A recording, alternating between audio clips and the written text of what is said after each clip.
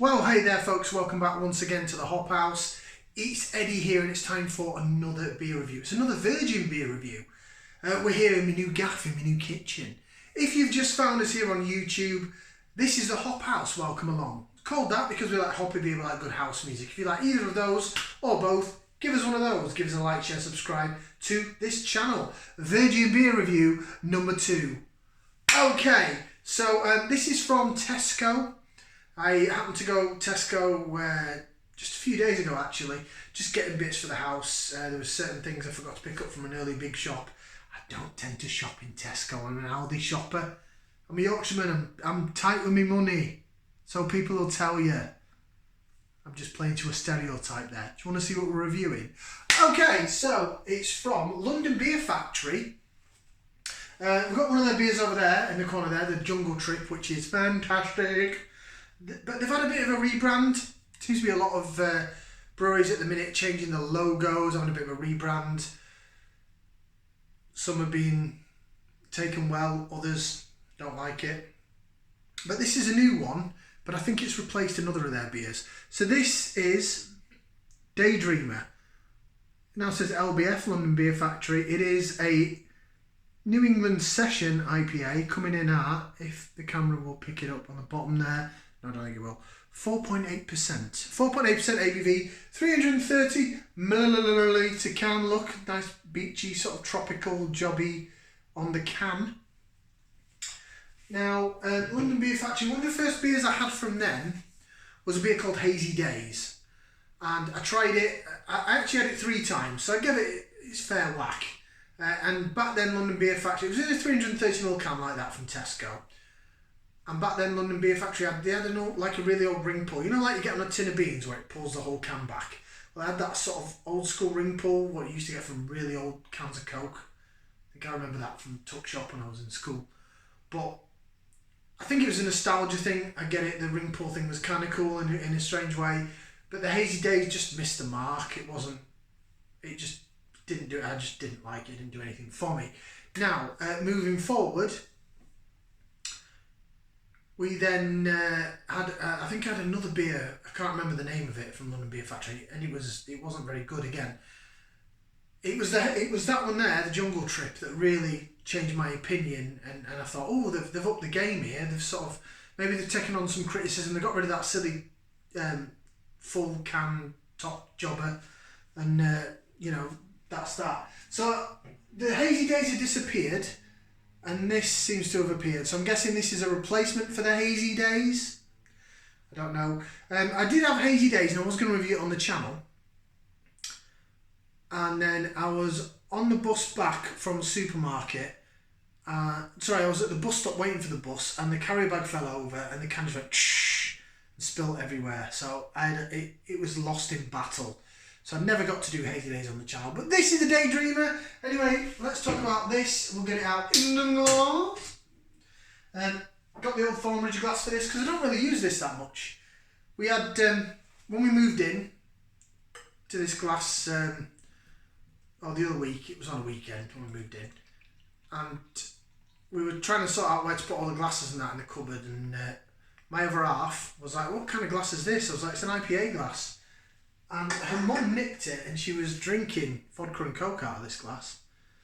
See, Thornbridge, says so there. Oh, my hands will move out of the way. Thornbridge glass. Right, beer then, in the glass. It does fit a 330ml or 2/3 of a pint quite nicely.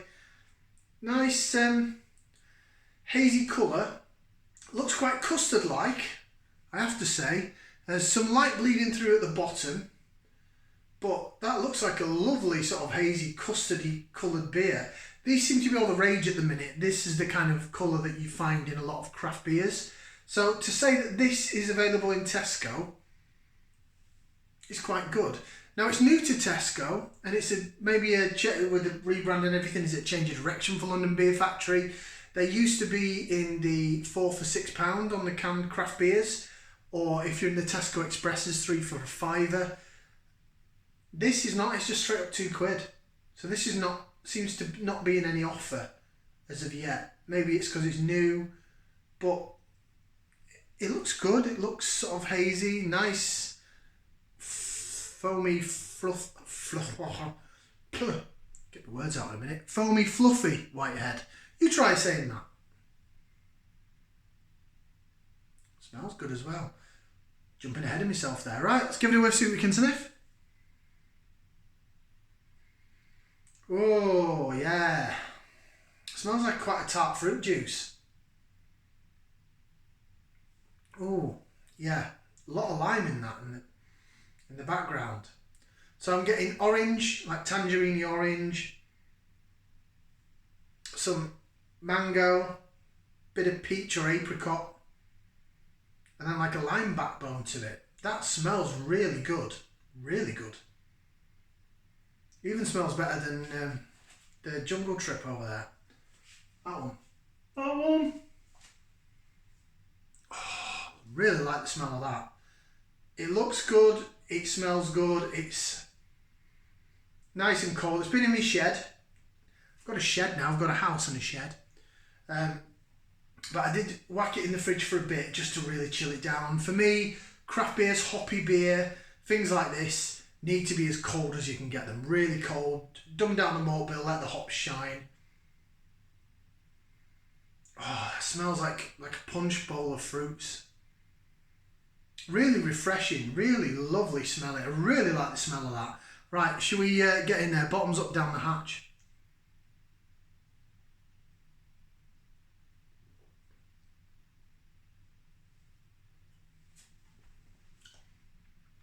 Oh, what a beer!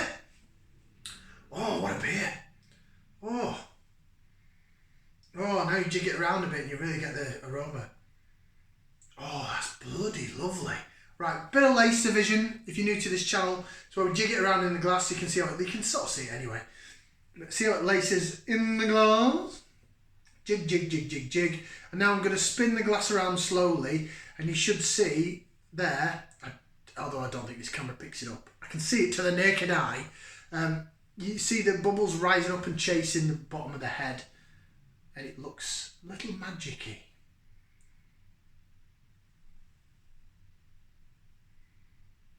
See that? I'm trying to hide my head out of the way so it doesn't concentrate on my head, because that's what this camera seems to follow. But that laces like a good un. Beautiful. I'll have to watch this back now because it's ducked down like that. Probably look like a right bozo. Right, flavour wise. Oh, it's really brought out some flavours. That's really punchy and zesty and tropical and whoa. That is lovely.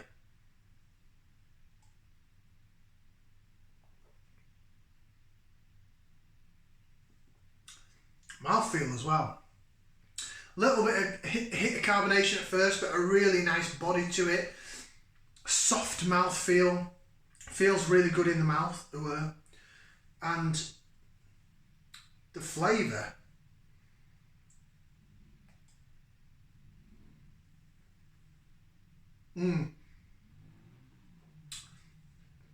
It's New England style, so all the flavours in the middle of the beer as you'd expect.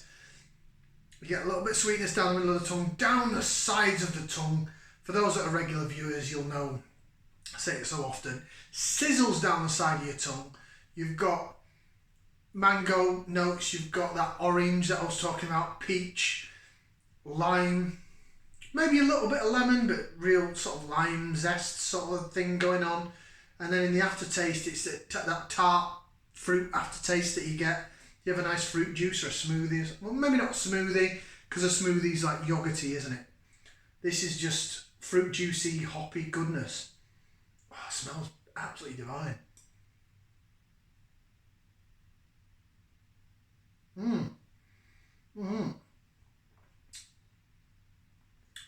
Oh.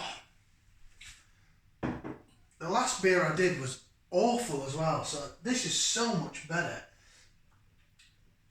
So, new branding for London Beer Factory. Not much information on the can though, right. I'm going sideways and going in, look, it's all right in there, look how small that is. Good job my eyesight's okay.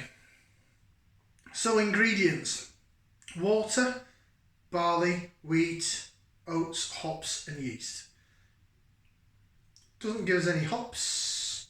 And then the only bit of information. So London Beer Factory, LBF. So as I say, there's the Jungle Trip. That's the old branding, as you can see. So they sort of use the same logo. This jobby thing. But it was just quite simple. London Beer Factory. Now they've abbreviated to LBF. Apparently, I think I've seen that they've also changed that Jungle Trip to this same sort of design. That same LBF thing, but in my Tesco, it was still the old Jungle Trip. But yeah, what it says on here, the only bit of information we say is, at LBF, we brew fresh and funky beers. Daydreamer is our New England Session IPA, packed full of tropical and stone fruit flavours. This is a naturally hazy beer, juicy with a beautifully soft mouthfeel that will get you dreaming of the good times. It is on Twitter, they're at LDN Beer Factory. On Instagram, they're at London Beer Factory. And I'm sure they've got a website as well, but it's not on here. I'm sure it's londonbeerfactory.com or something like that. Go have a look. Obviously, they now call themselves LBF, abbreviating themselves. But I think I'm going to go out, not really on a limb, but I'm going to go out and say that's the best beer I've had from London Beer Factory. That probably tops the Jungle Trip, and the Jungle Trip was amazing.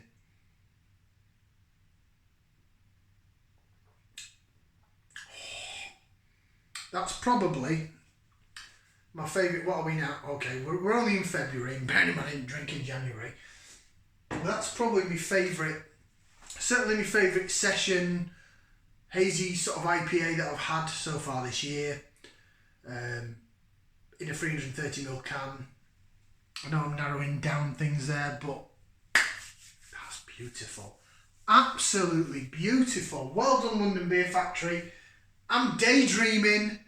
I'm dreaming of a nicer climate and all that stuff.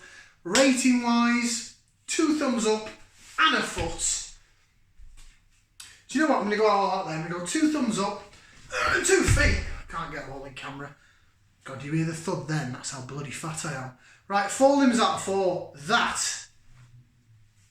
What a beer. Go get some. £2 a can. I know it's only a little can. Oh, it's worth it. Beautiful. Right, I'm going to go now. Thanks for watching. Like, share, subscribe. We'll see you again for another beer review right here on the Hop House. Ciao for now, people.